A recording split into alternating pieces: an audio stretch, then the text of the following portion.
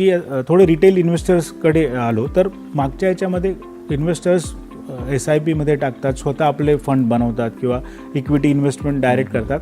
पण असा एक जनरल फील आहे की आता बरेचसे पोर्टफोलिओ लोकांचे रेडमध्ये, जरी ओव्हरऑल सेन्सेक्स आपल्याला स्टेबल दिसलं, पॉईंट टू पॉईंट फ्लॅट दिसलं, पण तरी पोर्टफोलिओज रेड आहे.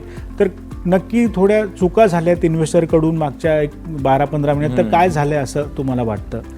नाही बघा, म्हणजे ते जे पोर्टफोलिओ रेड आहे it is like a process. म्हणजे असं मार्केट जसं म्हणतो आपण व्होलॅटाईल असते, म्हणजे वरती खालती, आपण that is a nature of the market. ठीक आहे, की आपण कधी कधी ग्रीनमध्ये असणार, कधी रेडमध्ये असणार, पण डायरेक्शनली आपण वर आहे की नाही आपण ते बघितलं पाहिजे.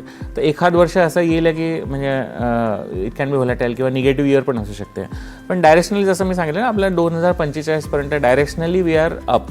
पण त्यामध्ये 1-2 वर्ष आपल्याला व्होलॅटाईल राहिले, 1-2 वर्ष वरती खालती होईल, तर इट इज अ प्रोसेस. आणि हे बेसिकली आता इन्व्हेस्टर्स इतके जागृत झाले आहे की दे नो की आय मीन दिस हे होत राहणार आहे, पण आपल्या लॉंग टर्ममध्ये आपल्याला पैसा बनेल. म्हणजे 1-2 वर्ष जे असतात ते म्हणजे लॅग काढून घेतात. तर people are not looking at 1 or 2 year किंवा माझं रेट एकदम खूप रिटेलवाले जे ट्रेडिंग मेंटॅलिटीवाले आहेत ते मे बी बघू शकतात, थोडे शॉक असते, त्यांना थोडेसे शॉक असू शकतात. पण आय थिंक त्यांचं 2-3 वर्षाचं किंवा जास्ती हॉरायझन आहे, तर त्यांना I mean they know the process नाही, म्हणजे ते प्रोसेसशी अलाइन्ड कुठेतरी असं तुम्हाला वाटतं? बिलकुल, नक्कीच. आणि